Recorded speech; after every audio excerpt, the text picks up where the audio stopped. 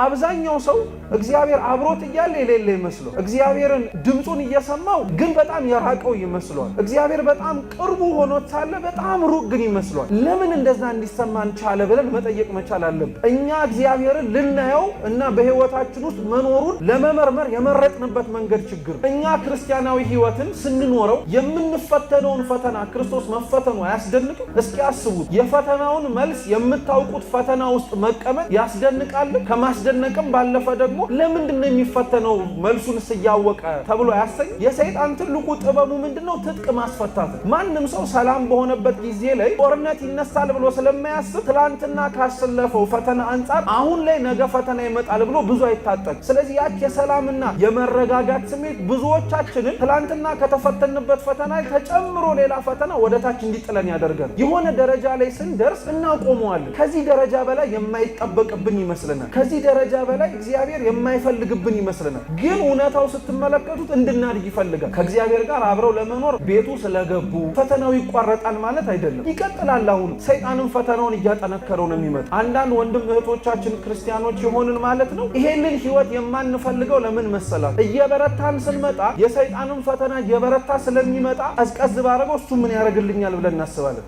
አይቀዘቅዝም በፍጹም። ሰይጣን ክርስቶስን የፈተነውን ፈተና ነው ሰይጣን እኛን የሚፈትነን። እውነት ያልሆኑ ብዙ ነገሮችን እውነት እንደሚመስሉ አድርጎ ማሳየት፣ ብንሰግድላቸው እግዚአብሔርን ሊያሳጡን የሚችሉ ብዙ ነገሮችን ብንሰግድ እሱን የምናገኘው አስመስሎ ያመጣብን። እኛ ለዓለም የተሰጠነን። በነገራችን ዓለም ልታመጣብን የምትችለውን ፈተና ለመቀበል ዝግጁ ሆነን ለማለት ስለሚመጡብን ፈተናዎች በሙሉ የምንፈራና የምንሸበር መሆን አይጠበቅብንም ክርስቲያናዊ ህይወት ያለን ሰዎች ከሆነ።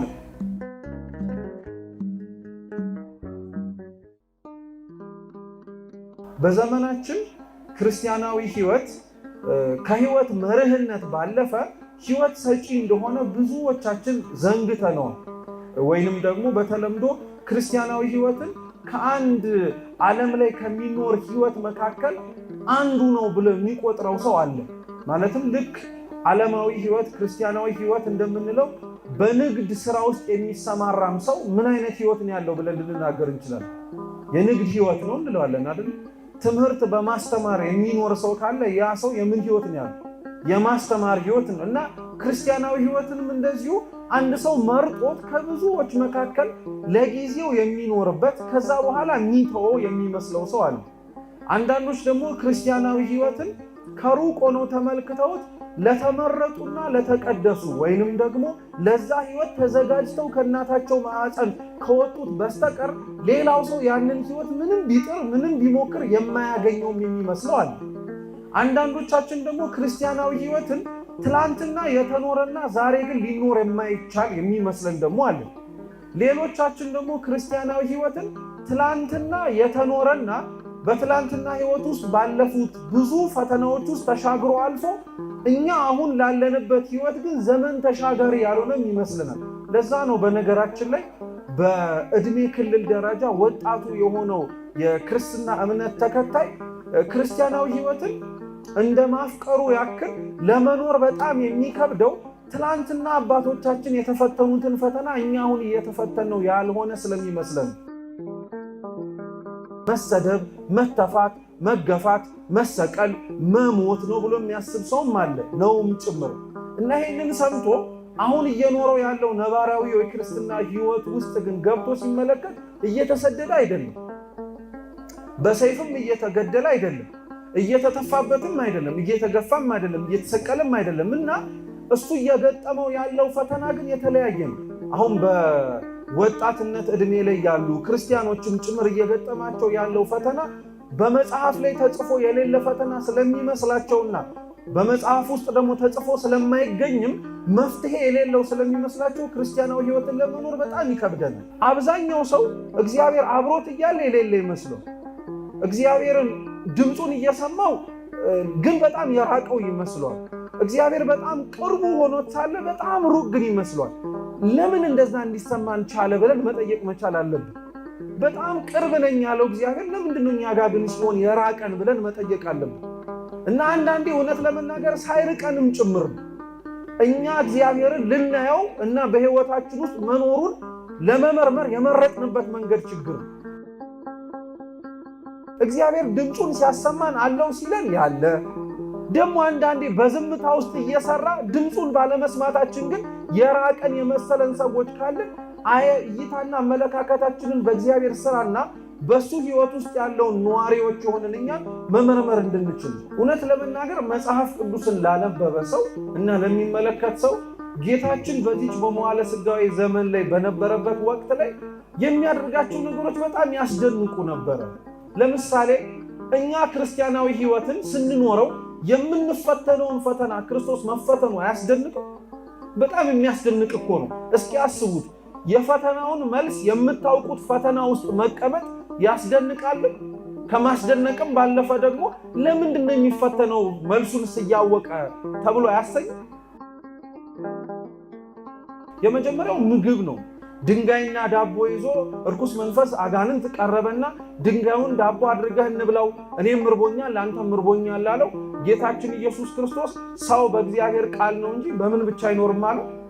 እንዲህ አይነቱ መሰል ፈተናዎች በክርስቲያናዊ ህይወት ውስጥ የሚመነጩትና የሚመጡት ከምንድን ነው ሲባል ገና ከወጣኒነት ክርስቲያናዊ ህይወትን መኖር የጀመሩ ሰዎች የመጀመሪያ ፈተናቸው ምግብ ነው፣ ቀለብ ነው፣ እህል ነው፣ መብላት ነው፣ መጠጣት ነው። እየሰማችሁ ነው? ስለዚህ ይሄንን ፈተና ክርስቶስ ትናንሾቹ የሚፈተኑትን ሳይንቅ መፈተኑ አያደንቅም? በጣም እኮ ያስደንቃል። ሁለተኛስ ወደ ቤተ መቅደስ አወጣው፣ ራስህን ከዚህ ላይ ጣል አለ። በእግሮች እንዳትሰናከል ቅዱሳን መላእክት እንደሚጠብቁ በመጽሐፍ ተጽፏልና አለው። አምላክ እግዚአብሔርን ምን አታርጋለው? አትፈታተን አለው። አይገርማችሁ? ቤተ መቅደስ አናቱ ላይ ማውጣቱ ማለት በምግብና በመጠጥ የተጀመረው ፈተና ይሄንን ላለፉ ሰዎች አለመብላትና አለመጠጣት መድረሳቸው የፈተናው ማብቂያ ላይ መቆማቸው ማሳያ አይደለም። ለማይበሉና ለማይጠጡ ሰዎች ቀጣዩ ፈተናቸው የሚጀምረው ቤተ መቅደሱ ላይ ነው። ከመብላትና ከመጠጣት ፈተና ተሻግረው ከፍ ወዳለ ደረጃ ላይ ደርሰዋል። እኚህ ሰዎች ግን እዛ የወጡበት ጣሪያ ላይ እንኳን ሆኖ ማን ይፈትናቸው? ሰይጣን አሁንም ይፈትናቸዋል። ክርስቶስን ሲፈትነው ያንን ፈተና ማሸነፍ ችሎ ያሸነፈው ግን እንደ መጀመሪያው ሁሉ ይሄ ፈተና እኔን አይመጥነኝም ከማለት ግን አምላካችን የተፈተነበት ምክንያት ምንድነው ብትሉ፣ አንዳንዶቻችን በክርስቲያናዊ ህይወታችን ውስጥ የአንዳንድ ፈተናዎቻችንን አልፈን የሚሰማን የጸጥታና የእርጋታ ስሜት አለ። እየሰማችሁ ነው? ብዙ ፈተናዎችን ስንሻገር የተወሰኑ ፈተናዎችን ያስጨነቁልን ስናልፍ የእረፍትና የእፎይታ ጊዜ ይሰማናል አይደል? እና በዚህ ጊዜ ላይ የሰይጣን ትልቁ ጥበቡ ምንድነው? ትጥቅ ማስፈታት ነው። ማንም ሰው ሰላም በሆነበት ጊዜ ላይ ጦርነት ይነሳል ብሎ ስለማያስብ ትላንትና ካሰለፈው ፈተና አንጻር አሁን ላይ ነገ ፈተና ይመጣል ብሎ ብዙ አይታጠቅም። ስለዚህ ያች የሰላምና የመረጋጋት ስሜት ብዙዎቻችንን ትላንትና ከተፈተንበት ፈተና ተጨምሮ ሌላ ፈተና ወደታች እንዲጥለን ያደርጋል። ክርስቶስ ግን ያለፋት የመጀመሪያዋን ፈተና ከተሻገረ በኋላ ቀጣይ ሌላ ፈተና ሊመጣ እንደሚችል አመላካች ስለሆነ ራሱን ሁሌም ዝግጁን ያደረገ። ይሰማችሁ ነው? ክርስቲያናዊ ሕይወት ለዛ ነው ከፈተና ወደ ፈተና የመሻገር ብቻ ሳይሆን የዝግጅት ሕይወትም ሁሌም አለ። እግዚአብሔር እቅፍ ውስጥ እስከምንገባ ድረስ ክርስቲያናዊ ሕይወት አያቆምም፣ እድገት ነው። የሆኑ ደረጃዎችን ማለፉ እፎይታና ስሜት ተሰምቶት የሚያቆሙ አይደለም። ለዛ ነው የኛ ክርስቲያናዊ ሕይወት የሆነ ደረጃ ላይ ስንደርስ እናቆመዋለን። ከዚህ ደረጃ በላይ የማይጠበቅብን ይመስለናል። ከዚህ ደረጃ በላይ እግዚአብሔር የማይፈልግብን ይመስለናል። ግን እውነታው ስትመለከቱት እንድናድግ ይፈልጋል። እኛ ስለ ራሳችን ከምናውቀው ዕውቀት በላይ እኛ ስለ ራሳችን እንደርስበታለን በክርስቲያናዊ ሕይወታችን ከምናስበው በላይ እግዚአብሔር ያውቀናል። ልንደርስበት የምንችለውን ልናድግበት የምንችለውን ማለት ነው። ለዛ እኮ ነው ለሁሉም ሰው መንግሥተ ሰማያት መግባት የሚችለውን ርስቱን አዘጋጅቷል ማለት። ሰው አድጎ ሰው በክርስቲያናዊ ሕይወቱ ጠንክሮ የት እስከ መግባት ደረጃ ይደርሳል ማለት ነው። መንግሥተ ሰማያት መንግሥቱን ለመውረስ እስከሚችል ደረጃ ማደግ ይችላል ማለት ነው።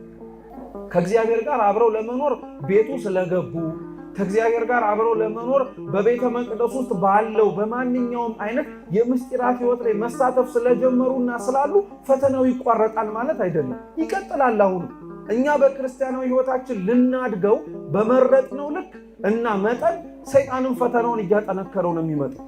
ለዛም ነው በነገራችን ላይ አንዳንድ ወንድም እህቶቻችን ክርስቲያኖች የሆንን ማለት ነው ይሄንን ህይወት የማንፈልገው ለምን መሰላችሁ? አንዳንዶቻችን እየበረታን ስንመጣ የሰይጣንን ፈተና እየበረታ ስለሚመጣ ምን የማድረግ አማራጭ ይታይብናል? ከበረታው ሰይጣን ስለሚበረታብኝ ይሄንን ክርስቲያናዊ ህይወት ቀዝቀዝ ባረገው እሱ ምን ያደርግልኛል ብለን እናስባለን። አይቀዘቅዝም በፍጹም ሰይጣን።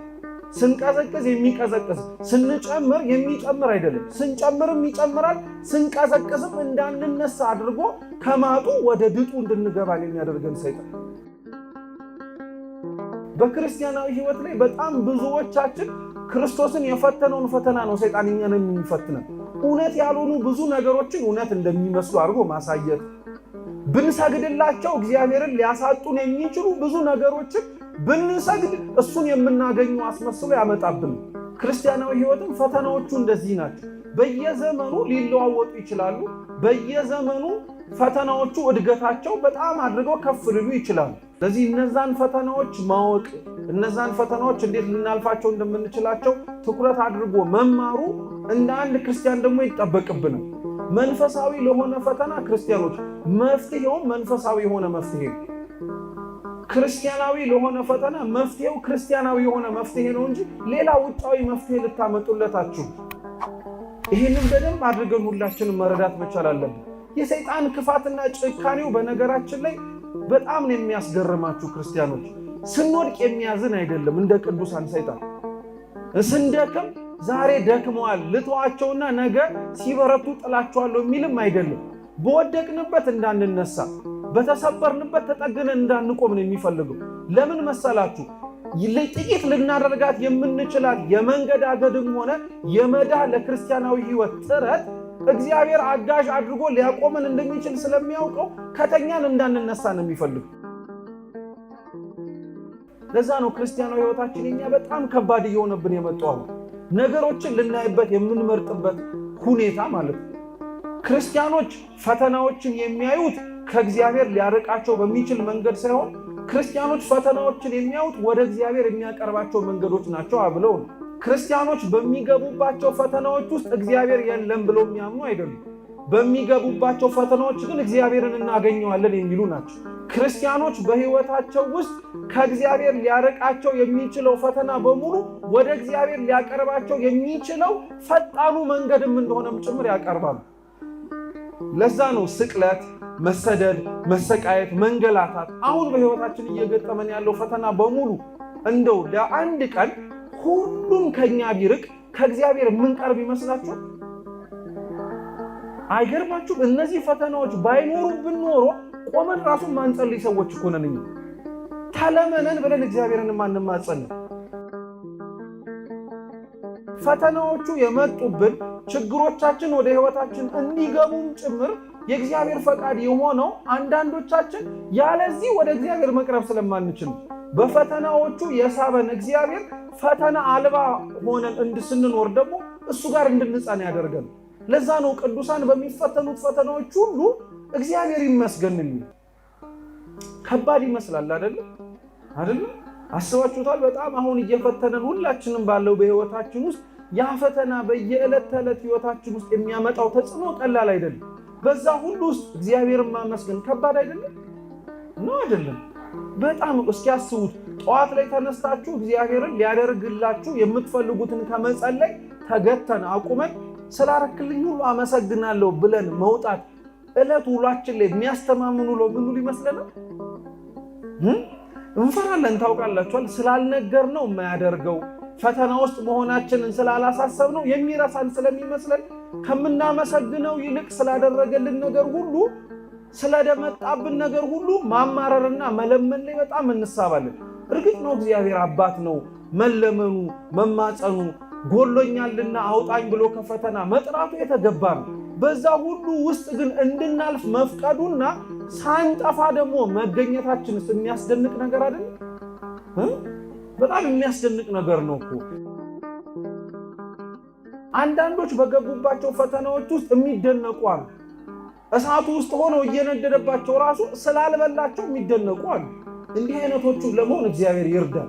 አንዳንዶቻችን ደግሞ እሳቱ ውስጥ ሆነን በፈተናዎቻችን ውስጥ ማለት ነው ቶሎ እግዚአብሔር እንዲያወጣን የምንፈልገው ወይንም ደግሞ የምንሽተው ደግሞ አውጣኝ አውጣኝ የምንለው ገና ለገና እሳቱ ምን ያደርገኛል ብለን ስለምንፈራ ካቆመን እንዳይበላን ማድረግ እግዚአብሔር ይሳነዋል? አይሳነውም። ፈተናዎቻችን ውስጥ ለዛ ነው ክርስቲያኖች እያንዳንዱ የሚገጥመን በክርስቲያን ሕይወታችን ውስጥ ያለው መሰናክል ውስጥ ሕይወትን የሚሰጥ መስቀል ነው። ወደን ፈቅደን ስበን ከምናመጣው ፈተና ውጪ ማለት ነው አሁን እኛ እየተፈተነው ያለው ሕይወት ከምን የመጣ ይመስላችኋል? አምልኮተ እግዚአብሔር በጸና በእውነት እግዚአብሔርን በልባችን ሙሉነትና በስራችን እያንዳንዳችን እንቅስቃሴ በማመናችን ምክንያት የመጣብን የክብር ፈተና ነው። አብዛኞቻችን እኮ ላይሆን ይችላል። እግዚአብሔርን እውነት በአፋችን እና በውስጣችን እናመልካለን በሚለው ሕይወት ውስጥ እየተመላለስን ነገር ግን ምናልባት ስራችን ያንን የማያገልጽ የማያሳይ ሊሆን ይችላል። ወይ አስተሳሰባችንም ሊሆን ይችላል፣ አሊያም አነጋገራችን ሊሆንም ይችላል። ከዛም ከፍ ሲል ድርጊታችን ማለት ነው። ስለዚህ ፈተናዎቹ ከነዚህ ሁሉ ቅኝቶች የመነጩ ሊሆኑ ይችላል። ከእግዚአብሔር የመጡት ፈተናዎች ግን ለክብር ናቸው። ከእግዚአብሔር ሊመጡ የሚችሉት ፈተናዎች ግን በፍጹም ለሐሳር ለውድቀት ያንን ሰው ክርስቲያናዊ ሕይወቱን ለመኖር ካለው ሊያወጣውና ሊያሰናክለው ሊሆን የሚችል የለም። ለዛ ነው እግዚአብሔር አምላክ ፈተናዎችን ሲያመጣ አብረው የምንችልበትንም ጥንካሬ ያንን ፈተናዎችን ልናልፍበት የምንችለውንም ቀዳዳና መንገድም ማን ያዘጋጀው? እግዚአብሔር ያዘጋጀው። ክርስቲያናዊ ሕይወት እንዲህ ሲኖር ውጤታማነት ያለው ትርፋማነት ያለው በውስጡ ለሚኖሩትም ሰዎች እነሱ በእግዚአብሔር ብርሃንነት ውስጥ እየታዩ በእነሱ ብርሃን ውስጥ ደግሞ ሌላውንም ደግሞ ወደ እግዚአብሔር የሚስቡ ለመሆን የታደሉ ሊሆኑ ይችላሉ። አሊያ ግን እንደዚህ አይነቱን ሕይወቱን ለመኖር የማንመርጥ ከሆነ ክርስቲያናዊ ሕይወቱን የምንኖረው እኛው ራሳችን በምንፈልገውና ልንኖረው በመረጥነው ግን ከሆነ ብዙ ሕይወታችን ውስጥ እግዚአብሔርን አናየው።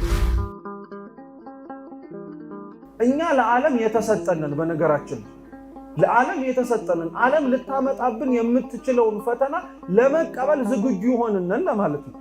ስለሚመጣብን ፈተናዎች በሙሉ የምንደነቅ ስለሚመጡብን ፈተናዎች በሙሉ የምንፈራና የምንሸበር መሆን አይጠበቅብንም። ክርስቲያናዊ ሕይወት ያለን ሰዎች ከሆነ ዓለም ውስጥ ገብተን የምንኖር ሰዎች ክርስቲያናዊ ሕይወት ውስጥ በመኖራችን ምክንያት ዓለም ልትፈርድብን የምትችለውን ፍርድ በሙሉ ስለፈረደችብን የምንፈራ የምንደነግጥ የምንሳቀቅ መሆን የለብንም። እግዚአብሔር እውነት ብርታቱን ጽናቱን ለሁላችን ይስጠን። እንዲህ አይነቱን ሕይወት ያስፈልገን። እኛ አሁን የምንኖርበት ዓለም ላይ ሞትን እንደምታበጣብን እያወቅን ሕይወትን የምንፈልግ ሰዎች አለን።